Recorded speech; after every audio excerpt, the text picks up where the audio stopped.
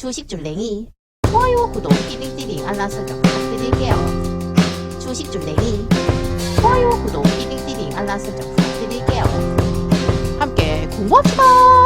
네, 안녕하십니까. 주택신교랭아의 주줄랭이입니다. 본 영상 컨텐츠는 리딩이나 정보 추천이 아닌 주린이의 공부하는 모습을 담은 성장 컨텐츠이니 절대 따라하시면 안됩니다. 주식 매매 책임은 본인에게 있습니다. 네, 영상 보시기 전에 좋아요, 구독, 띠링띠링 알람 설정 그리고 후원 더 잊지 말아주세요. 네, 여러분 오늘 장은 어떠셨나요? 네, 오늘 장은 좀 안 좋았다가 그쵸? 좀 안 좋았다가 이렇게 다시 매수세가 들어오면서 올라가신 모습을 보실 수 있습니다. 그래서 오늘 수급의 주체를 봤더니 일단 코스피 같은 경우는 개인과 기관계가 매수했고 외국인은 매도한 모습 보실 수 있고요. 코스닥 같은 경우는 개인과 외국인이 매수했고 기관계가 매도한 모습 보실 수 있습니다. 그래서 환율을 또 체크해 봐야겠죠. 네, 환율 같은 경우는 다행히도 좀 떨어졌었어요. 이렇게. 그런데 장중에 1282.7원까지 내려왔다가 다시 또 가파르게 쭉 치고 올라오면서 최고가인 또 1294.5원까지 올라왔다가 막판에 이제 좀 이렇게 장 끝나고 난 이후에 이렇게 떨어진 모습으로 해가지고 1292원에 머물러 있는 모습 체크해 보실 수 있습니다. 그래서 왜 이렇게 또 우리 장이 안 좋았는가, 뭐 약간 애매한가, 뭐 이런 것들을 걱정하신다면 요것 때문이더라고요. 일단 자이언트 스텝을 발표를 했잖아요, 연준이. 근데 이제 고물가보다 경기 침체의 위험을 감수할 결정이다라고 얘기를 했어요. 그러니까 지수가 이제 막 들썩들썩 하는 거죠. 네, 그래가지고 이게 약간 그 경기가 침체가 된다고 이러면서 이제 급락을 했거든요. 뉴욕 지수들이 막 떨어졌어요. 엄청 떨어졌어요. 막 3%, 4% 넘게 떨어졌거든요. 그래서 이런 것 때문에 우리나라 장도 영향을 받았다라는 것을 생각해 보시면 될 것 같고요. 이제 이런 거 있잖아요. 실제로 금리 인상을 할 때 보다 엄청 더 빨리, 그 다음에 덜 자극적으로 이런 것들이 원래 연준 정책의 특징이었는데 이번에는 이제 좀 더 막 좀 가파르게 올리거나 이렇게 크게 올리는 이런 것들을 하게 되니까 이제 사람들이 아무래도 심리가 부담스럽다 이제 이렇게 이런 것들 생각해 보실 수 있을 것 같아요. 그래서 이런 기사들 한 번씩 꼭 읽어 보셔야 되고요. 여기 지금 보시면 인플레이션이 통제 불능이 되는 것보다 경기 후퇴가 훨씬 더 바람직하다라고 연준에서 밝혔기 때문에 이런 것들은 조금 이제 더 이제 금리 인상을 더 빠르게 많이 할 수 있다라는 것을 실질적으로 내비치고 있는 거니까 이런 부분들도 꼭 체크를 하시면서 대응을 하셨으면 좋겠습니다. 그 바이든 같은 경우는 일단 병목 해소를 위해서 지금 또 해산 선적법에 서명을 했대요. 그래서 지금 해운 업체가 약간 폭리를 취하고 있다 뭐 이러면서 압박을 또 한다고 하더라고요. 어제는 이제 또 정유사들을 압박하더니 이번에는 또 해운 업체를 압박을 하고 있어요. 그래서 지금 이런 부분들 꼭 체크를 해보셔야 되고 이것 자체를 하는 이유는 인플레를 잡기 위함이죠. 그래서 굉장히 지금 애를 쓰고 있는 모습들 체크해 보실 수 있습니다. 그래서 지금 인플레 위기 속에 몰린 바이든이 경기 침체 불가피한 것은 아니다 라고 지금 얘기를 하면서 지금 우크라이나를 침공한 러시아의 이런 인플레 책임론을 러시아에게 돌리고 있는 모습 체크해 보실 수 있어요. 그래서 지금 러시아를 제지를 않은 채 중국은 조금 대담해지고 북한은요 공격성을 키우면 진짜 혼란 가능성이 있다라고도 지금 기사 머리에 써 있는 거 보이시죠? 그래서 이런 부분들은 꼭 체크를 해 놓으셔야 되고 중국과 북한의 움직임도 잘 체크를 해야 됩니다. 그래서 이제 바이든이 시진핑과 통화를 추진한다고 해요. 그래서 이르면 다음 달 7월 달에 뭐 성사가 된다. 지금 이런 얘기들이 있고 요건 일단은 예측이긴 한데 약간 가능성이 확실히 높아 보여요. 그래서 요거 관련해 가지고 어떤 얘기들이 오갈까가 궁금하실 텐데 일단 북핵 저지를 이게 한마음 한뜻이 될 것인가 이게 아주 중요해요. 왜냐면 지금 중국은 북한 미사일은 두둔 했는데 핵실험을 원하지 않는 거죠. 핵실험을 원하지 않는다. 그래서 지금 또 미국은 중국과 관련 문제를 논의하겠다. 그래서 어떻게 될지 지켜보자라고 지금 얘기를 했어요. 그래서 지금 보시면 이 미국 백악관 국가안보보좌관이거든요. 이분이 지금 또 얘기를 하기를 자기네들은 얘기를 했대요. 우리는 공개적으로 북한이 또 다른 핵실험을 준비를 하고 있다. 이거에 대한 우려를 중국에 표명했다고 지금 여기 얘기를 했어요. 그래서 중국에도 전달을 했다라고도 얘기했어요. 그랬더니 중국에서 어떤 식으로 얘기했냐면 먹어봐야 맛을 알 수 있다라고 얘기했대요. 근데 이게 어떤 의미냐면 중국과 북한이 어떻게 나올지는 지켜보자는 의미로 해석이 한다고 합니다. 그렇기 때문에 이런 부분들은 진짜 실제로 얘기를 해봐야 되는 것 같고요. 이 부분에 대해서 만약에 중국이 정말 약간 우리도 핵은 반대야 라고 하면 이 부분에 있어서는 미국과 중국이 좀 같이 손을 잡을 수 있을 것 같고 그런 게 아니면 이제 어떻게 될지 모르죠. 그때는 진짜 북한이 갑자기 미사일 쏠 수도 있잖아요. 그래서 이런 부분들 조금 체크해 놓으셔야 될 것 같아요. 그리고 러시아 선박에서 지금 보시면 러시아 선박이 우크라이나 공부를 시리아로 빼돌리는 모습이 이렇게 지금 위성에 포착이 됐다고 합니다. 요건가 봐요. 네, 요 모습. 네, 그래서 이렇게 된다고 지금 막 난린데, 예, 난린데 지네 좀 편하자고 지금 이렇게 빼돌리는 모습이 포착이 됐다고 하니까 조금 괘씸하더라고요. 네, 그래서 이런 부분들 조금 체크해 보시면 좋으실 것 같아요.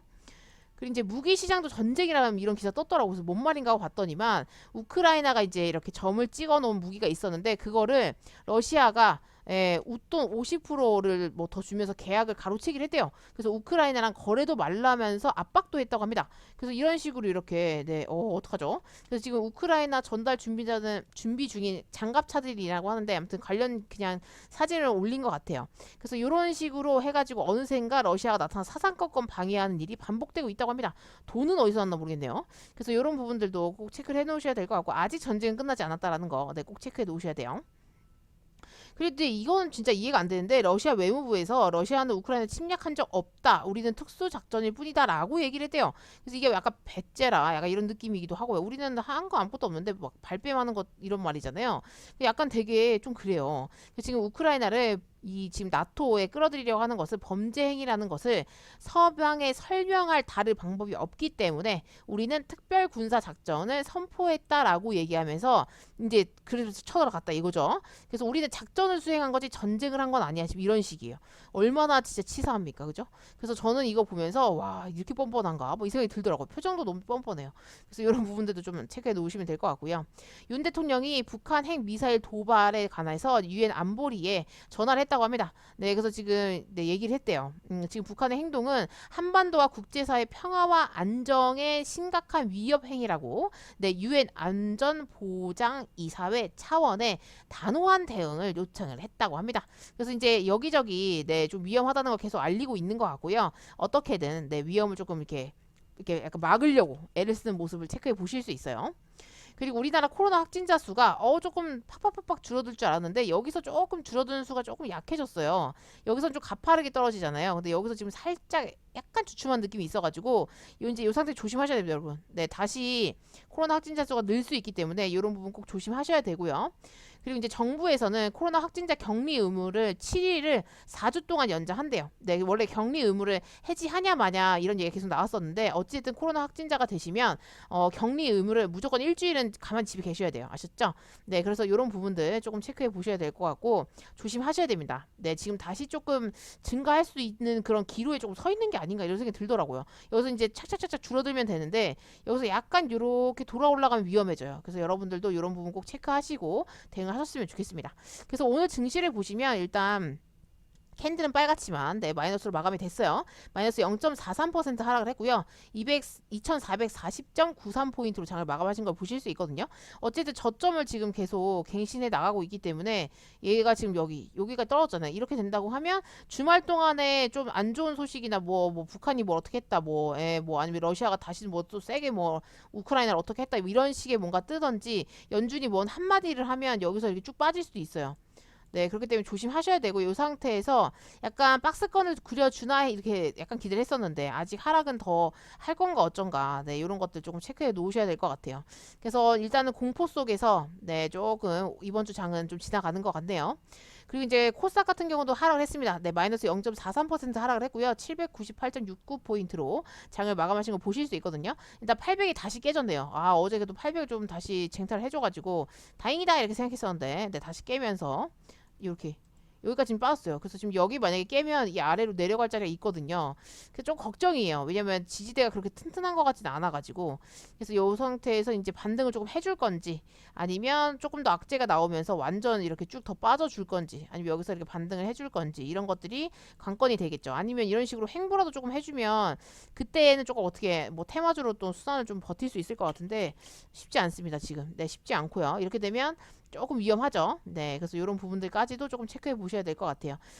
그래서 증시는 이제 이렇게 됐고요. 저는 오늘 손절을 좀 많이 했어요. 네, 냅뒀더니만 증시가 이제 빠지면서 더 많이 빠지더라고요. 그래서 이거는 감당이 안 되겠다 싶어가지고 할인 잘랐어요. 물론 여기서 지금 이렇게 버티고 있지만 마이너스 18%가 되니까 만약에 올라온다 하더라도 제가 물타기를 하기에는 저의 그 시드가 너무 작아서 네, 일단은 여기서 그냥 잘라야겠다 싶어서 일단 현금 부여라도 하자. 그래서 그냥 잘랐고요. 그리고 동원수산도 잘랐어요. 네, 448일선 깨고 내려가서 종가 마무리도 요 아래서 됐기 때문에 일단 얘도 그냥 빠이빠이 했고요. 우진 BNG 같은 경우 단타치다 물렸는데 저는 솔직히 다시 올라올 줄 알았거든요. 근데 증시 밀리면서 그냥 쭉쭉 빠져버리더라고요. 근데 그나마 오늘 조금 올라온 게 지금 2.61% 올라왔는데 그래도 요거 잘랐습니다. 네, 잘랐고요. 그리고 제가 흥구석유를 오늘 GSE가 막 파이팅 있게 올라가길래 네, 얘 같은 경우는 그러니까 5주를 추매를 했거든요. 근데 또 장 막판에 보니까 갑자기 전쟁주가 다 빠지면서 갑자기 저기가 올라가더라고요. 그 재건 관련들이 막 올라가더라고요. 그 프랑스 대통령이랑 뭐 그 젤렌스키랑 만났다는 이런 기사가 뜨면서 막 그것 때문에 좀 상승을 하더라고요. 그래서 아 분위기가 너무 애매한데 싶더라고요. 네, 그래서 지금은 조금 애매한 상태인 것 같고요. 빅텍 같은 경우도 오늘 장중에 잠깐 움직였어가지고 그래서 지금 북한 때문에 조금 약간 사람들이 좀 그런가 보다 약간 이런 생각을 했고요. 그래서 일단은 얘도 지금 2.57% 상승을 했는데 어떻게 될지 몰라서 얘는 못 잘랐어요. 네, 행여 주말에 미사일 쏘거나 그러면 또 막 갑자기 상한가를 갈 수도 있잖아요. 네, 그러면 조금 애매하더라고요. 그래서 일단 냅뒀습니다. 그래서 조비 같은 경우는 일단 비료나 이런 쪽인데 뭐 개인적으로는 오늘도 비료나 그런 사료 식량 이쪽이 좀 강하긴 했었거든요.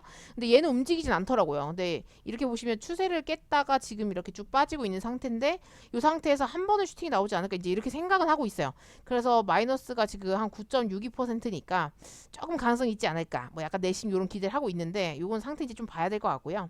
다음 주에 주말 동안에 어떻게 증시가 어떤 뉴스가 나와서 다음 주에 어떤 증시가 닥칠지가 관건일 것 같아요. 그래서 확실히 제가 느꼈던 건 물론 코로나 때 이렇게 막 종목들 그냥 버티거나 나중에 물타기 해야지라고 생각을 했었던 분들이 계셨다면 그때 진짜 힘들으셨겠다라는 생각이 들었고요. 왜냐면 증시가 이런 식으로 이렇게 쭉 빠져버리면 그냥 버티는 게 문제가 아니고 무조건 그냥 잘라야 되는 게 맞는 것 같아요.